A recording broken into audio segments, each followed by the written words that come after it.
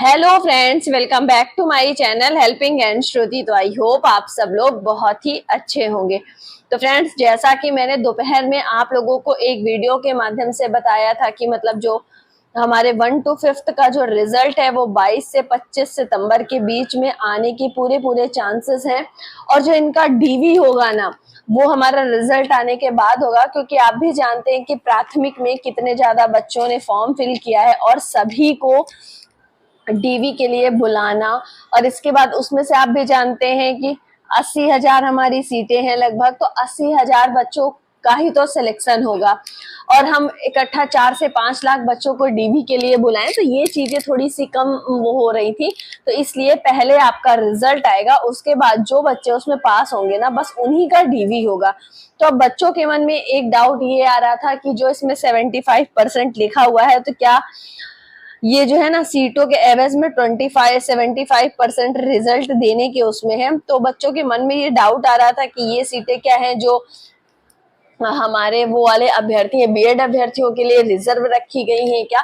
तो बच्चों के मन में बहुत से डाउट्स आ रहे थे, बहुत ढेर सारे कमेंट आ रहे थे मेरे पास। तो मैंने सोचा क्यों ना मैं एक वीडियो बना दूं, ताकि आप लोगों के जो भी डाउट है ना वो सारे क्लियर हो जाए। और देखिए, शिक्षा विभाग से बीपीएससी ने सुझाव भी मांगा है कि वो बीएड अभ्यर्थियों को शामिल करके रिजल्ट निकाले या केवल ऐसे ही रिजल्ट निकाल दे। और देखिए, 22 से 25 सितंबर तक प्राइमरी का आपका रिजल्ट भी आ जाएगा और इसके बाद आपके डीवी की प्रक्रिया होगी। और अगर मैं अगली आपको बताऊं तो सिर्फ डीएलएड अभ्यर्थियों का ही रिजल्ट आएगा। अभी इसमें संशय है कि जो ये मेरिट बनाएंगे वो बीएड और डीएलएड को मिला के बनाएंगे या केवल बीएड डीएलएड अभ्यर्थियों की बनाएंगे। अभी इस पे संशय है। इन्होंने यही शिक्षा विभाग से ना यही सुझाव मांगा है बीपीएससी ने। देखिए अब आगे क्या होता है। और अगर मैं आपको आगे दिखाऊं तो ओएमआर में अंतिम रूप से जांच की जा रही है। अंतिम रूप से जांच करके आपका रिजल्ट जारी हो जाएगा। और 1 से 5 तक के बीएड रिजल्ट पर अभी तो फिलहाल रोक लगी है, लेकिन शिक्षा विभाग से उन्होंने सुझाव मांगा है। देखिए उसके बाद क्या निर्णय आता है। और देखिए, सबसे ज्यादा बच्चों को ना यहाँ पे डाउट है कि सीटों के एवज में 75% रिजल्ट देने की तैयारी। तो बच्चों के मन में ये डाउट चल रहा है कि ये जो अगर 25% सीटें हैं, तो क्या ये हमारे बीएड अभ्यर्थियों के लिए रिजर्व रखी जा रही हैं। क्या है पूरा मामला, मैं आपको इस वीडियो में बताऊंगी। तो प्लीज अगर मेरे वीडियो में चैनल में पहली बार आए हैं तो मेरे चैनल को सब्सक्राइब करिएगा। और अगर आपको मेरा वीडियो अच्छा लगता है ना, तो मेरे वीडियो को लाइक करिएगा। तो देखिए फ्रेंड्स, अगर ऐसा होता है कि 75% जो सीटें हैं केवल उन्हीं पे ये रिजल्ट देते हैं और 25% सीटें ये अपने पास रख लेते हैं, तो देखिए इसमें बीएड वाले बच्चों का भी नुकसान होगा और डीएलएड वाले बच्चों का भी नुकसान होगा। क्योंकि सोचिए, अगर 100% सीटें हमारी डीएलएड वाले बच्चों को मिलती हैं, तो उसमें जिनके कम नंबर होंगे वो भी पास हो जाएंगे। और अगर 25% सीटें हमारे बीएड अभ्यर्थियों के लिए रिजर्व कर दी जाती हैं, तो हमारे डीएलएड वाले बच्चों का भी घाटा होगा। प्लस अगर बाद में हमारा प्राथमिक से बीएड को बिहार से भी बाहर कर दिया जाता है, तो उस कंडीशन में ये 25% सीटें तो बेकार चली जाएंगी, खाली रह जाएंगी। तो इस कंडीशन में ना हमारे दोनों ही पक्ष का घाटा होगा, चाहे फिर वो डीएलएड का बच्चा हो और या हमारे बीएड का बच्चा हो। तो देखिए, ये चीजें मैं आपको विद प्रूफ क्लियर करूंगी। उसके पहले आप ये एक लेटर देख लीजिए। ये जो लेटर है ना, ये डीएलएड अभ्यर्थियों की तरफ से बिहार के शिक्षा विभाग को लिखा गया है। देखिए क्या है, सेवा में अध्यक्ष महोदय, बिहार लोक सेवा आयोग पटना, सचिव शिक्षा विभाग। और देखिए विषय क्या है, माननीय सर्वोच्च न्यायालय द्वारा पारित 2 अनुदेश के अनुपालन के संदर्भ में है। देखिए यहाँ पे विषय भी दिए हुए हैं 2। एसएलपी नंबर 20,743/2021 है और रिट पिटीशन सिविल नंबर है 661/2023 है। देखिए डेट भी दी हुई है। अब देखिए इसका पूरा लेटर क्या है, मैं आपको पढ़ के बताती हूँ। महाशय, उपयुक्त विषयक माननीय सर्वोच्च न्यायालय द्वारा पारित दोनों न्यायाधीश की प्रति मान को आवेदन के साथ संलग्न करते हुए कहना है कि माननीय सर्वोच्च न्यायालय के द्वारा प्राथमिक शिक्षक के पद पर नियुक्ति के संबंध में 28/6/2018 को एनसीटीई द्वारा जारी गजट अधिसूचना को निरस्त कर दिया गया है तथा बीएड को प्राथमिक कक्षाओं के शिक्षक पद हेतु अयोग्य घोषित किया गया है। तो जैसा कि आप सभी जानते हैं कि सुप्रीम कोर्ट का जो हमारा 11 अगस्त का जो डिसीजन आया था, उसमें प्राथमिक से बीएड को पूरी तरह से बाहर कर दिया गया है और जो हमारा गजट था 2018 वाला उसे पूरी तरह से रद्द कर दिया गया। तो वही बात इसमें बताई गई है। भौदीय को साग्रह सूचित करते हुए कहना है कि उपयुक्त विषयक न्यायाधीश दिनांक 28/8/2023 के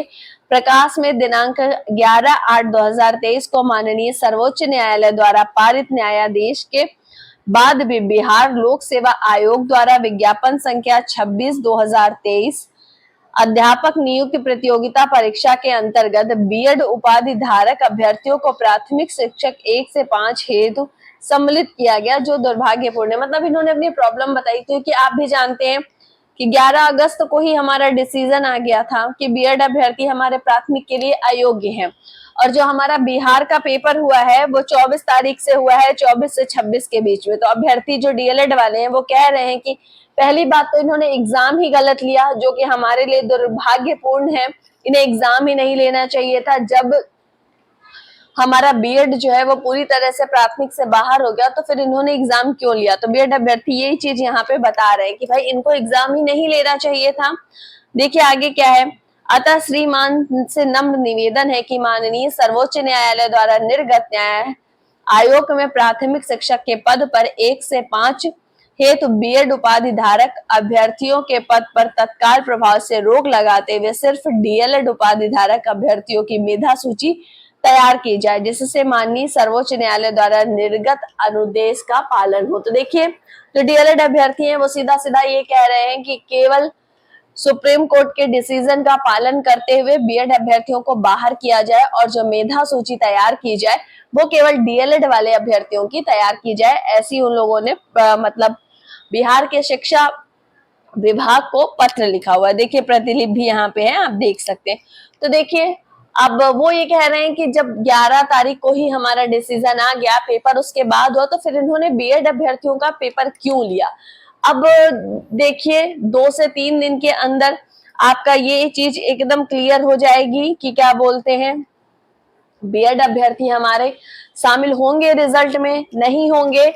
जो मेरिट बनेगी वो डीएलएड प्लस बीएड बनेगी या फिर केवल डीएलएड वाले बच्चों की बनेगी। 2 से 3 दिन के अंदर ही आप लोगों को ये सारी चीजें क्लियर हो जाएंगी, क्योंकि आप भी जानते हैं कि 22 से 25 सितंबर के बीच में आपका रिजल्ट आना है। और जो ये 75% वाली बात है मैं आपको अब क्लियर कर देती हूँ कि वो 75% की बात क्या थी। देखिए उक्त विज्ञापन की कर्णिका 6 चयन प्रक्रिया लिखित परीक्षा के विभिन्न कोटि में उम्मीदवारों के लिए अर्हतांक के संबंध में उल्लेखित किया गया है कि कार्मिक एवं प्रशासनिक सुधार विभाग के संकल्प ज्ञापांक संख्या 2374 दिनांक 16/7/2007 एवं पत्रांक 6706 दिनांक 1/10/2008 के अनुसार लिखित परीक्षा में शामिल सामान्य वर्ग के उम्मीदवारों को 40%, पिछड़ा वर्ग के उम्मीदवारों को 36.5% और अत्यंत पिछड़ा वर्ग के उम्मीदवारों को 34%, अनुसूचित जाति एवं अनुसूचित जनजाति महिलाओं तथा निःशक्त दिव्यांग उम्मीदवारों को 32% न्यूनतम अर्हतांक प्राप्त करना अनिवार्य होगा, अन्यथा वे परीक्षा से बाहर हो जाएंगे। और फिर इसमें देखिए आप भी जानते हैं कि इन्होंने जो ये है ना हमारा कट ऑफ, तो इसको इन्होंने संशोधन भी किया था, परंतु कुल रिक्तियों का अथवा कुल अभ्यर्थियों दोनों में से जिसकी संख्या कम होगी उसके कम से कम 75% तक अनुशंसा भेजनी है। तो देखिए 75% पद ये भरेंगे, इन्होंने ये एग्जाम के पहले ही क्लियर कर दिया था। तो मैंने आप लोग को वीडियो के माध्यम से ये चीज क्लियर भी की हुई थी। तो ये जो वहां पे ये आप देख पा रहे होंगे, ये जो 75% लिखा है ना ये चीज, तो ये वही वाला 75% है जो इन्होंने 75% सीटें की, मतलब कम से कम हम इतनी सीटें 75% तो हम भरेंगे ही, जो इस भर्ती से भरेंगे। तो ये वो सीटें हैं, ये वो नहीं है कि इन्होंने बीएड अभ्यर्थियों के लिए इतना रिजर्व करके रखा है, ये बिल्कुल नहीं है। तो आप लोग इसके बारे में परेशान मत होइए। देखिए मैं आपको ऑफिशियली दिखा रही हूँ ना, ये देखिए ये लिखा हुआ है, ऑफिशियली दिखा रही हूँ, मैं कोई अपने मन से नहीं बता रही। तो ये वो वाली 75% है, यहाँ पे उन्होंने किसी के लिए भी कोई सीटें रिजर्व करके नहीं रखी है कि उन्होंने बीएड अभ्यर्थियों के लिए 25% रिजर्व कर दिया हो, ऐसा बिल्कुल भी नहीं है। तो देखिए तो अब आप समझ सकते हैं कि 2 से 3 दिन के अंदर आपकी ये चीज क्लियर हो जाएगी कि आपका रिजल्ट मतलब अकेले आएगा या फिर बीएड अभ्यर्थियों के साथ में आएगा। क्योंकि जैसे ही शिक्षा विभाग से आप भी जानते हैं कि आयोग ने सलाह मांगी है कि वो क्या अपना फैसला इसमें देता है, तो 2 से 3 दिन के अंदर आपके सामने होगा और इसके बाद 22 से 25 के बीच में आप लोग का रिजल्ट आ जाएगा। तो आप लोग अपने डॉक्यूमेंट वेरिफिकेशन के लिए तैयार रखिए, क्योंकि जैसे ही ये रिजल्ट निकालेंगे उसके बाद ये तुरंत आपका डॉक्यूमेंट वेरिफिकेशन शुरू कर देंगे।